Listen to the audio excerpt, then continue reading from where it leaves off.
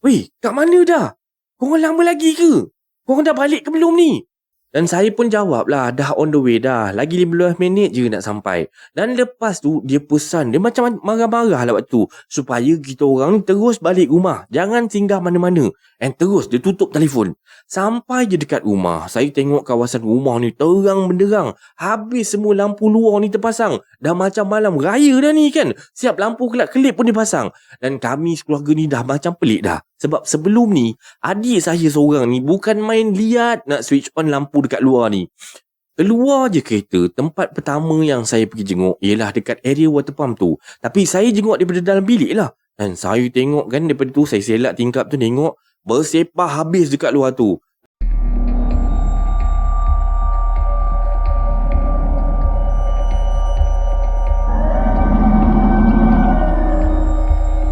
Betul ke bulan puasa tidak ada hantu?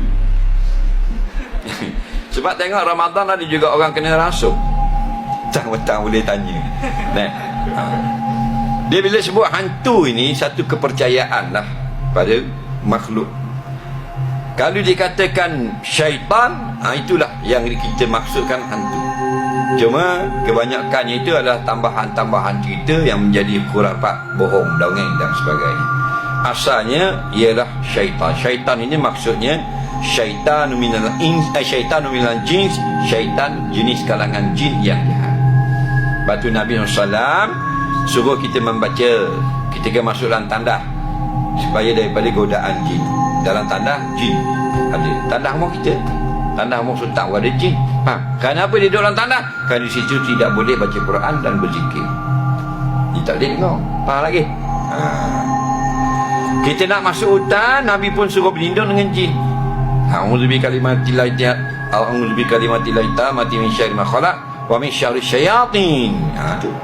Ya Allah, aku minta berlindung dari segala kejahatan makhluk yang ada dalam hutan ini atau ada dalam lautan ini dan segala kejahatan syayatin. Syaitan-syaitan tu maksudnya jin. Wa yahduruni, dan supaya mereka tidak datang mengganggu. Nah, itu maksudnya kita tengok, kita orang Melayu panggil hantu, orang putih panggil ghost. Lagi nama cuma tambahan lah. Kalau atu tu kepala saja, atu kepala, atu penanggal. Kerana satu lagi kesilappahaman, bila kita kabur hantu itu maksudnya dikubur. Itu salah. Yang dikubur itu bukan hantu, itu roh. Masa orang pergi atas kubur tu kata atu ke atau jasad orang mati? Jasad. Bila atau jasad, rohnya yang beriman naik ke langit. Faham lagi? Nampak? Adapun roh yang jahat, roh kufar berkeliaran di bumi. Jadi dengar suara bukan hantu, roh. Faham lagi? Dan apa dia kata roh hantu tu dikubur? Sebab semua cerita-cerita kalau kisah hantu keluar kubur. Cerita Melayu hantu tubik kubur. Cerita Thailand hantu mari kubur. Cerita Jepun tu baik kubur kau. Cerita orang putih tu baik kubur. Akhirnya dia besar gitu, mindset dia tu kubur. Lepas tu dia ziarah kubur. Tak apa, ada tu. Faham lagi? Bukan hantu, jasad orang beriman situ. Faham? Jadi adakah masih ada hantu, ada jin jahat-jahat ini di bulan puasa? Ada lah. Kata idza jaa Ramadan futihat abwaabul jannah, bukakan akan pintu-pintu syurga. Wa ghuliqat abwaabun nar, dan ditutup pintu neraka. Wa sufidati syayatin, dan dirantai akan syaitan-syaitan. Maksudnya syaitan-syaitan ini ialah ketua-ketua besar di kalangan jin yang kafir. Itu maksudnya. Jadi Allah tolong ikat supaya apa? Supaya kita dapat berpuasa dengan sempurna. Dua musuh yang merosakkan puasa kita. Pertama syaitan, hak jahat-jahat ni yang goda kita. Yang kedua nafsu. Jadi Allah tolong ikat dah nafsu, mu tolong ikat. Allah tolong ikat syaitan, mu tolong ikat nafsu. Tapi kita syaitan Allah tolong ikat, nafsu kita dah ikat. Nampak? Batu masih.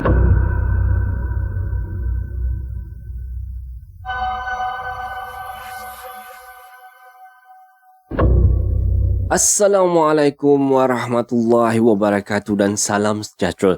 kepada anda semua. Selamat datang ke channel Kisah Seram Malaysia. Diharapkan anda semua pada hari ini sihat-sihat belaka lah hendaknya ya, insya-Allah. Baiklah, semua kisah-kisah yang saya akan ceritakan dekat sini pada hari ini, anda anggaplah sebagai satu hiburan sahaja. Jangan terlampau taksub ataupun terikut-ikut ya. Baiklah, sebelum kita bermula, marilah kita sama-sama berdoa kepada Allah Subhanahu wa taala. Bismillahirrahmanirrahim. Waj'alna min baini aydihim sadda wa min khalfihim sadda faghshaynahum fahum la yubsirun. Amin amin ya rabbal alamin. Baiklah, tanpa membuang masa lagi. Kali ni kita nak buat cerita macam mana? Cerita pasal bulan puasa lah. Sebab kita pun memandangkan kita pun nak dekat dengan bulan puasa ni kan. Jadi sambil-sambil tu KSM bagilah sikit-sikit orang kata hal-hal berkenaan dengan puasa ni lah kita share. Bukan nak tunjuk pandai. Sekadar ingat mengingatilah sesama kita. Baiklah, tanpa membuang masa lagi, kita terus ke video yang pertama dengan lafaz Bismillahirrahmanirrahim. Mari kita mulakan. Hasbunallah wa ni'mal wakil.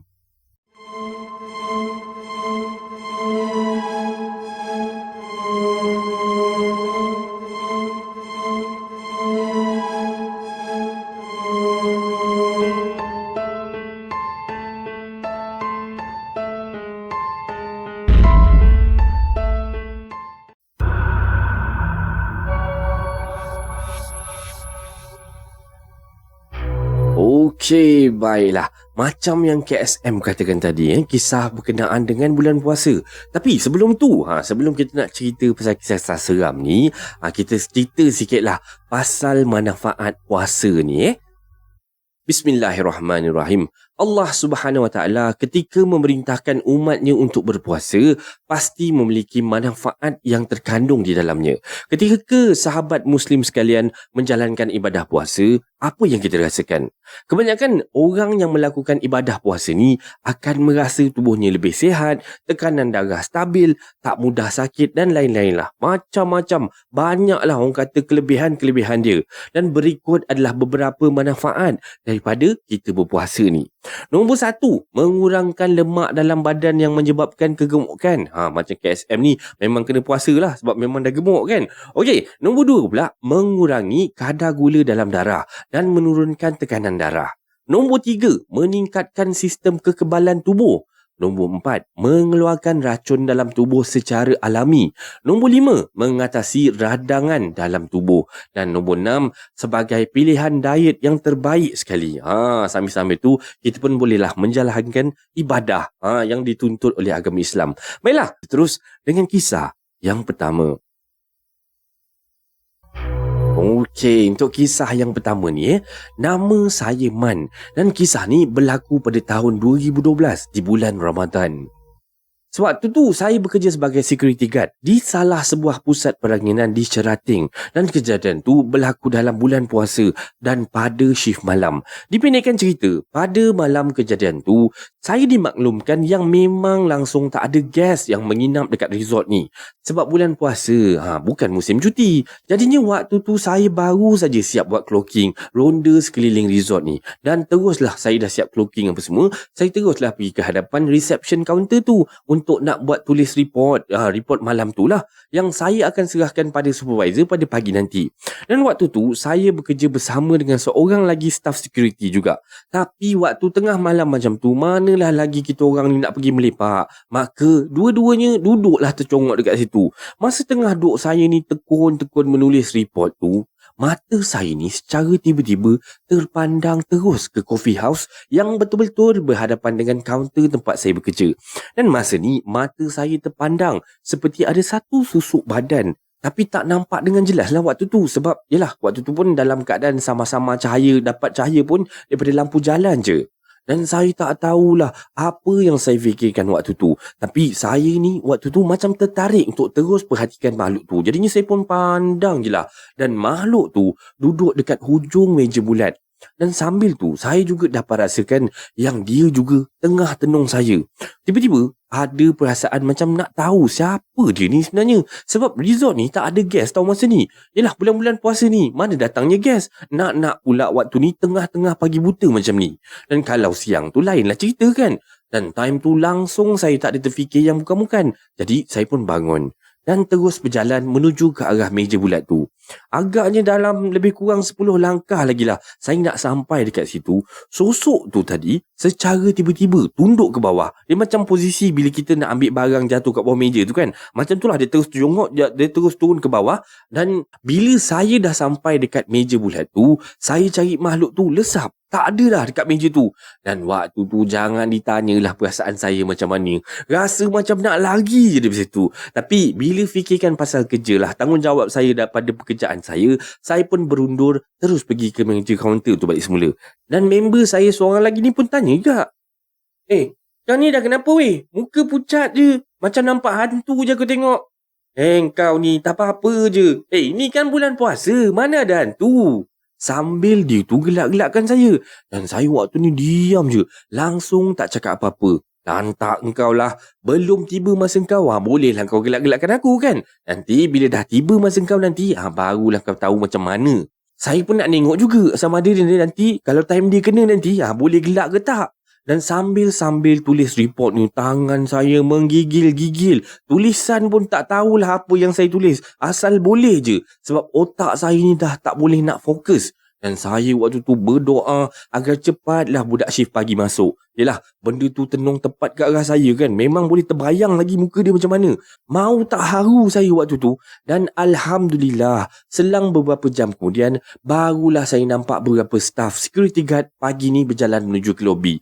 Barulah saya rasa lega sikit time ni. Dan lepas kejadian tu, saya inform dekat supervisor yang saya dah tak nak kerja malam lagi. Dan kalau dia kasih juga shift malam, saya dekat. Aku nak berhenti je lah kan. Okeylah, sekian saja kisah seram daripada saya. Dan ini adalah kisah seram Malaysia untuk pembukaan pada malam ni. Semoga anda terhibur dengan kisah pembukaan ni. Jadi kita nak sambung sebab malam ni kita ada lagi 2 cerita. Total cerita kita ada 3 cerita pada malam ni. Okey, untuk kisah yang pertama ni singkat je. Kita terus dengan kisah yang kedua.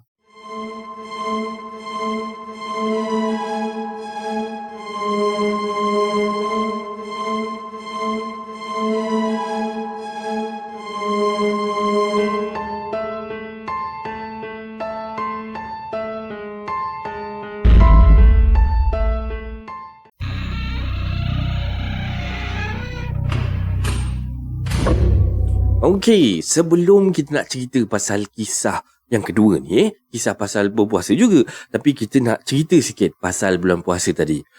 Orang yang macam mana diwajibkan berpuasa ni? Okey, first, mesti beragama Islam, berakal, sihat dan balik, dan mampu dan kuat untuk menjalankan ibadah puasa ni. Sihat jasmani dan rohani, bukan orang yang sedang bermusafir.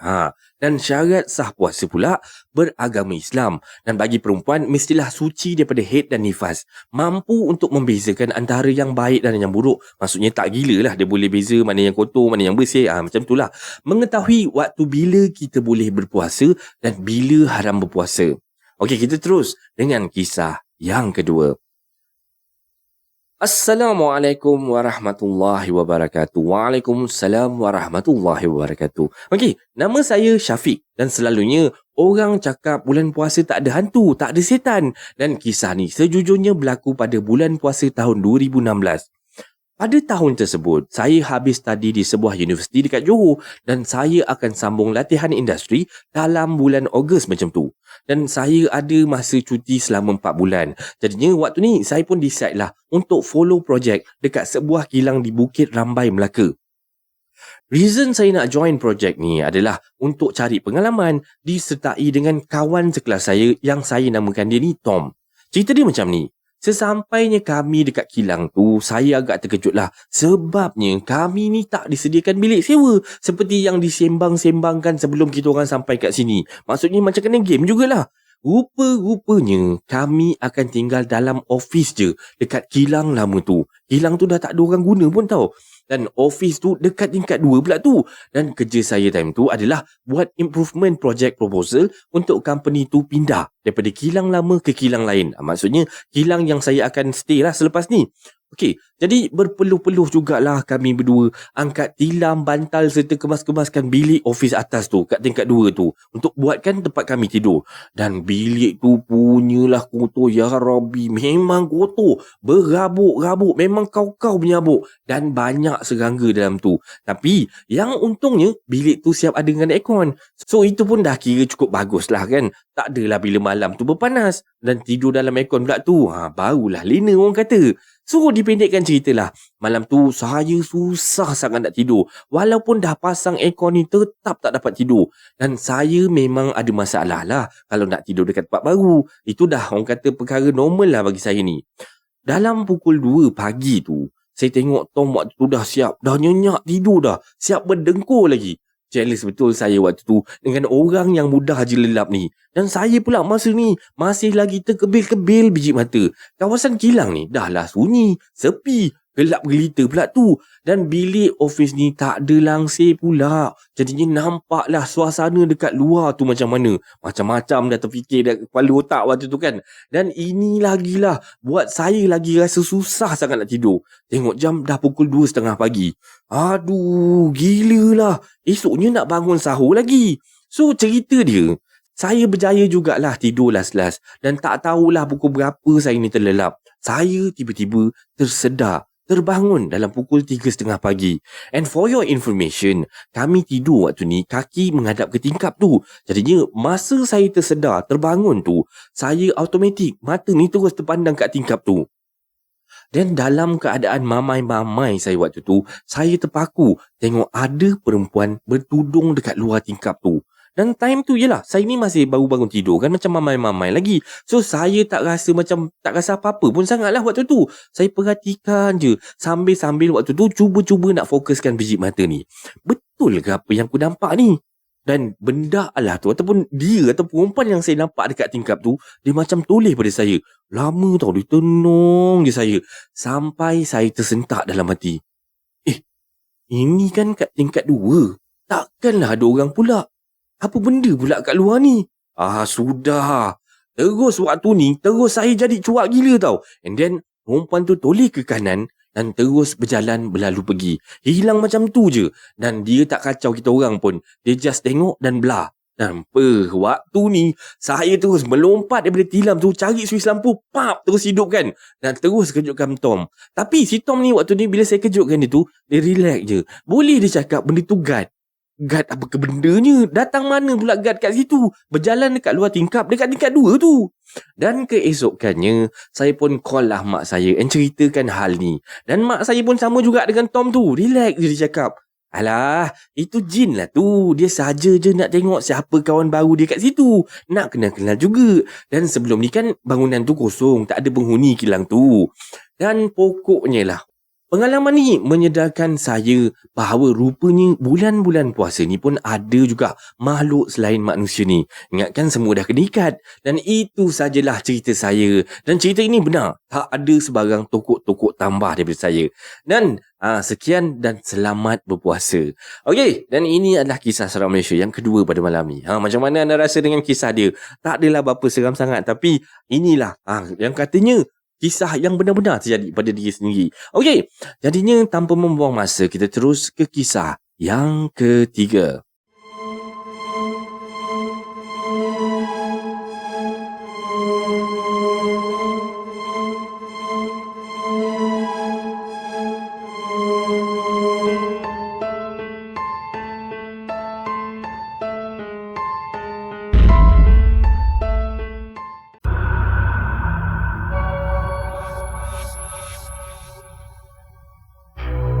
Okey, sampailah kita ke kisah yang terakhir pada malam ni. Okey, untuk kisah yang ketiga ni, kisah sama lagi, masih kisah berkenaan dengan puasa. Tapi sebelum tu, kita terus sikit bercerita pasal bulan puasa tadi. Okey, hal-hal yang membatalkan puasa. Makan dan minum secara sengaja ataupun memasukkan sesuatu ke dalam tubuh. Okey, keluar darah haid ataupun nifas atau muntah secara disengajakan. Sengaja jolok tekak ke apa kan, muntah, tu boleh batal puasa. Okey, dan mengalami hilang akal ataupun gila. Keluar daripada agama Islam ataupun murtad.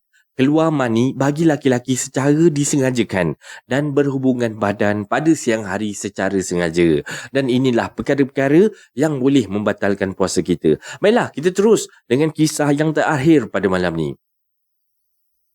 Assalamualaikum warahmatullahi wabarakatuh. Nama saya Wan dan korang percaya tak dengan gangguan mistik time bulan puasa? Ya, saya pasti ramai yang masih fikir bulan-bulan puasa mana ada hantu. Mesti semua dah kena rantai. Betul tak? Okey. Pengalaman ni saya tak adalah nak buktikan apa-apa pun. Cuma sekadar satu perkongsian saja.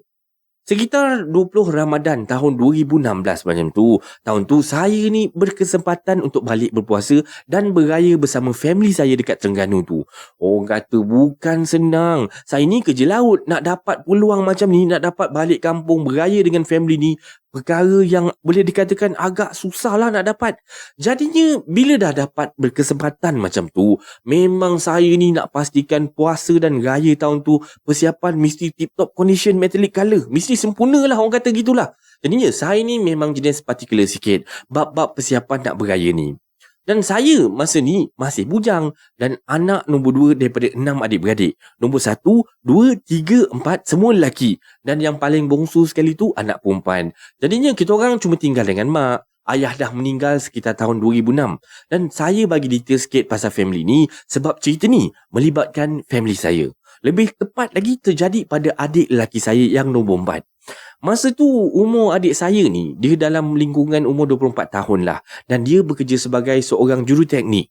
Kalau nak dikatakan bab wiring ke mechanical punya benda ni memang serah kat dia je lah. Dia memang cekap lah bab-bab benda hal ni. Sebab excited sangat waktu ni nak beraya apa semua kan, saya pun teruslah mula troubleshoot apa masalah kat rumah mak saya ni. Antara masalah besar yang saya jumpa ialah water pump air boring yang supply air dekat rumah mak ni. Tak berapa nak okey dah benda tu. Benda tu mungkin dah lama lah agaknya kan. Dan rumah saya ni tak pakai air jalan. Ataupun air yang jalan guna bil tu lah maksud dia.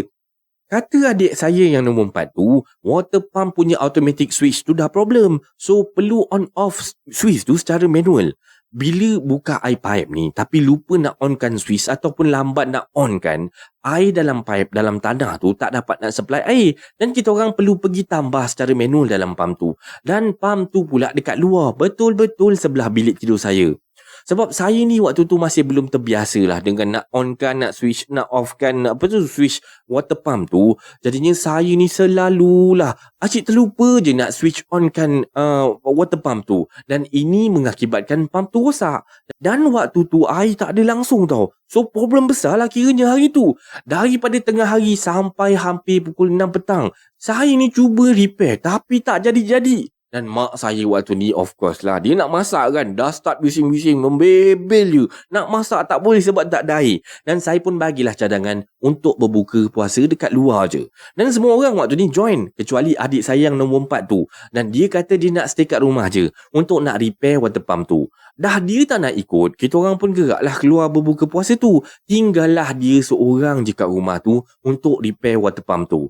Dan waktu dekat luar tu, mak saya ni asyik cakap, kesian lah kat adik kau tu, kenapalah kita tak bawa dia. Itulah mak saya kan, bila tak bawa dia rasa susah hati katnya kan. Jadinya saya pula jadi bersalah lah bila dengar mak saya membebel macam tu. Sebab kenapa saya rasa bersalah? Sebab saya lah punca tu semua kan. Dan saya pun buat lah call, buat tanya progress dekat adik saya tu kan. Orang kata tunjuklah sikit caring. Dan waktu tu dah dekat sangat dengan waktu berbuka puasa. Saya call dan akhirnya adik saya pun jawab. Dan saya pun tanyalah adik saya, berbuka apa nanti, makan apa semua kan. Macam mana dengan water pump tu, dah okey ke belum kan. Dan adik saya pun cakap lah, dia dah tapau nasi dengan air daripada bazar dekat kampung tu. Dan pasal pump tu, dia cakap dia pun pelik. Apalah masalah pump tu agaknya. Sebab part yang dah rosak, dia orang dah ganti. Dia dah ganti yang baru. Tapi still tak okey juga tau. Dan dia cakap, lepas berbuka nanti dia nak sambung balik lah repair benda tu. Dan ni kata dia tengah rehat sambil nak tunggu azan untuk berbuka puasa.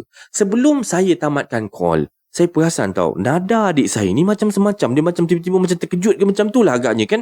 Dalam hati saya, dah kenapa pula dengan adik saya waktu tu? Dan lepas berbuka je kita orang waktu tu, cepat-cepat nak gerak balik ke rumah. Sebab nak kerjakan solat maghrib dekat rumah. And on the way balik tu, handset saya ni tiba-tiba dapat call daripada adik yang nombor 4 saya tu. Weh, kat mana dah? korang lama lagi ke? Korang dah balik ke belum ni?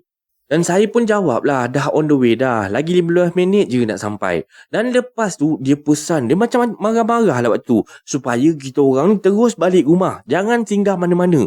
And terus dia tutup telefon. Sampai je dekat rumah, saya tengok kawasan rumah ni terang benderang. Habis semua lampu luar ni terpasang. Dah macam malam raya dah ni kan. Siap lampu kelap-kelip pun dipasang. Dan kami sekeluarga ni dah macam pelik dah. Sebab sebelum ni, adik saya seorang ni bukan main liat nak switch on lampu dekat luar ni. Keluar je kereta, tempat pertama yang saya pergi jenguk ialah dekat area water pump tu. Tapi saya jenguk daripada dalam bilik lah. Dan saya tengok kan daripada tu, saya selak tingkap tu tengok, bersepah habis dekat luar tu. Tak apa. Waktu ni, tak apa. Settlekan solat dululah. Lepas solat, adik saya yang nombor 4 tu pun datang lah. Masuk dalam bilik saya, jumpa saya. Terus heret saya pergi dekat tepi tingkap tu. Dan dia tunjukkan dekat saya, dekat pokok pinang tunggal. Setinggi 2 meter dekat luar pagar rumah. Dan pokok tu, pokok hiasan taman lah. Yang jiran saya tanam. Dan saya pun tanya, apa hal kau? Kenapa dengan pokok tu? Sambil adik saya ni, dia renung je pokok tu. Dia tanya saya, bang, bulan-bulan puasa macam ni, kau rasa ada hantu ke bang? Dan time ni, muka adik saya tu serius gila. Dan saya pun terdiam. Dan dalam hati saya terdetik, takkanlah. Dan ingatan saya kembali pada peristiwa yang lepas. Di mana saya dengan mak saya ni diajak bergurau manja dekat-dekat waktu subuh dekat dapur. Dan cerita ni, nanti saya cerita dekat ujung cerita ni. Okey, berbalik pasal cerita tadi. Saya tak jawab langsung soalan dia secara direct tau. Tapi saya jawab, setahu aku, semua iblis dan setan ni bulan-bulan puasa macam ni dah kena rantai. Tapi, dan saya berhenti kat situ. Dalam hati saya tahu bukan semuanya dirantai. Masih ada yang bebas. Dan saya tahu tentang ni pun sebab bertanya dekat orang-orang alim. Dan kata diorang, yang dirantai tu jin dari golongan iblis dan syaitan. Yang masih orang jumpa dalam bulan Ramadan tu ialah jin yang bukan daripada kalangan iblis dan syaitan. Sebaik-baik jin adalah sejahat-jahat manusia. Tanpa sempat saya bertanya, adik saya pun buka cerita apa yang terjadi waktu maghrib lepas dia berbuka tadi. Katanya, lepas makan dan minum air ni, dia cepat-cepatlah nak pergi sambung kerja. Nak tarik pipe tu keluar daripada bawah tau. Tarik. Pipe tu panjang lah kan. Tarik. Dan panjang dia tu melengkung ke arah puncak pokok pinang tu. Tapi adik saya tak perasan waktu tu. Dan dia tarik lagi. Sampai tersangkut hujung pipe ni dekat pokok tu. Dah tersangkut tu, dia pun tolehlah nak tengok ujung tu. Dan masa tu, dia ternampak ada lembaga hitam menyerupai macam seorang budak tengah mencangkung dekat atas pokok pinang tu. Mula-mula, dia tak berapa pastilah apa benda yang dia nampak ni kan.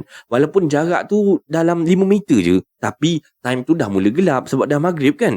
Jadinya dia tak berapa perasan lah benda tu. Dia pun jalan ke depan lagi. Dan cuba fokuskan pandangan dia pada dekat atas pokok pinang tu.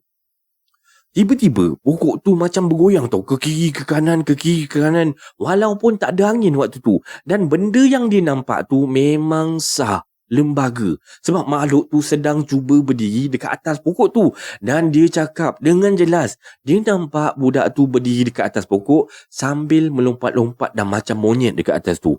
Dan adik saya bila dah nampak macam tu, apa lagi? Terus lari cabut masuk dalam rumah. Susah dia nak terima apa yang baru berlaku. Dan saya dengan mak yang tiba-tiba muncul dalam bilik saya ni, cubalah tenangkan dia dengan cakap, mungkin adik saya tu penat sangat kot. Buat kerja berat-berat dalam bulan puasa dah. Dia pun puasa kan. Nasib baiklah adik saya ni jenis cool, jenis tenang, relax je kan. Dan malam tu lepas tarawih, saya dengan mak saya duk sembang pasal adik saya tadi. Dan kita orang sepakat. Kita orang rasa mungkin benda yang sama yang ajak saya dengan mak saya dulu bergurau satu masa dulu. Masa kejadian yang memula kena ganggu tu, yang saya dengan mak saya kena ganggu tu lah, sebelum subuh terjadi. Mak saya waktu tu tengah siapkan bungkusan nasi lemak nak dihantarkan ke kedai makan pagi. Dan saya pun bangun awal temankan mak sambil tolong bungkus-bungkuskan sambal nasi lemak tu. Tengah duk rancak tolong mak ni sambil berborak-borak dengan mak ni. Tiba-tiba saya rasa macam ada angin sejuk je tau berlalu lembut je dekat belakang saya. Dan saya berpaling ke kanan, ke arah angin tu berlalu. Dan nampak tirai langsir tu bergalun ke arah luar rumah, dekat mana pokok pinang tu berada. Dan mak saya dengan tegas cakap saya, tak payah pandang. Dan lihat muka mak saya ni tiba-tiba terus berubah tau. Dan lepas tu dia buat macam senyum-senyum, macam kena paksa kena senyum kan. Dan cuba sambung nak berborak. Dan saya tanyalah, mak nampak apa? Dan dia langsung tak cakap apa-apa. Langsung tak nak beritahu. Lama jugalah rasanya mak saya ni ambil masa nak beritahu. Yang dia nampak tu susuk hitam telus pandang lalu dekat belakang saya pagi tu. Dan itu pun lepas saya selalu bebel-bebel, selalu cerita dengan dia, yang saya selalu rasa macam ada sesuatu je selalu melintas-lintas dekat dapur ni. Dan adik saya pula lepas kejadian tu, dia macam biasa je, tak terbawa sangat pasal kejadian yang jadi pada dia. Dan cumanya kita orang tiap kali ada masalah dengan water pump tu, adalah sikit rasa macam goyang sikit lah bila terkenangkan balik peristiwa ni. Dan kita orang dah tukar pun water pump tu pada yang baru. Dan pokok pinang tu dah tak ada dah sekarang. Lepas pokok tu dah tak ada, barulah adik saya buka cerita. Sebenarnya kalau bukan bulan puasa ataupun bulan-bulan biasalah, dia selalu terdengar bunyi pasir jatuh dekat atas bumbung pada waktu malam. Pernah sekali tu, dia kena baling dengan buah pinang tapi tak nampak siapa yang baling. Dan waktu tu dia baru nak masuk rumah daripada pintu dapur. Tapi sebab adik saya ni dia jenis jiwa kental. Orang kata memang gentleman habis lah kan. Dia pun langsung tak layan sangat lah dengan usikan-usikan tu. Dan sekian. Dan ini adalah kisah seram Malaysia pada malam ni. Semoga anda terhibur dengan kisah-kisah yang KSM sampaikan. Lagi sebelum tu lah, ni KSM nak ucapkan selamat berpuasa lah pada anda semua. Walaupun awal lagi, biarlah KSM orang yang pertama mengucapkan selamat berpuasa pada anda semua. Nanti puasa janganlah ponting-ponting puasa, insya-Allah. Baiklah, disclaimer sebelum kita akhiri kisah seram Malaysia pada kali ini. Semua kisah-kisah yang saya ceritakan dekat sini, anda anggaplah sebagai satu hiburan sahaja. Jangan terlampau taksub ataupun terikut-ikut ya. Sebarang komen, like dan share daripada anda semua amat-amatlah dihargai. Terima kasih pada yang dah sudi subscribe di channel Kisah Seram Malaysia. Dan yang masih belum tu, bantulah saya dengan menekan butang subscribe, like dan sharekan video ini kepada kawan-kawan anda. Sokongan daripada anda semua adalah ibarat satu pembakar semangat buat saya untuk terus berkarya, agar saya terus berusaha untuk membuat banyak video-video yang baik, yang menarik dan berkualiti untuk anda semua tonton, insya-Allah. Jadinya yang baik itu datang daripada Allah Subhanahu Wa Taala dan yang buruk itu datang daripada kelemahan diri saya sendiri. Dan saya akhiri kisah seram Malaysia pada kali ini dengan lafaz Assalamualaikum warahmatullahi wabarakatuh. Thank you so much for your support. See you in next video. Take care guys and God bless you.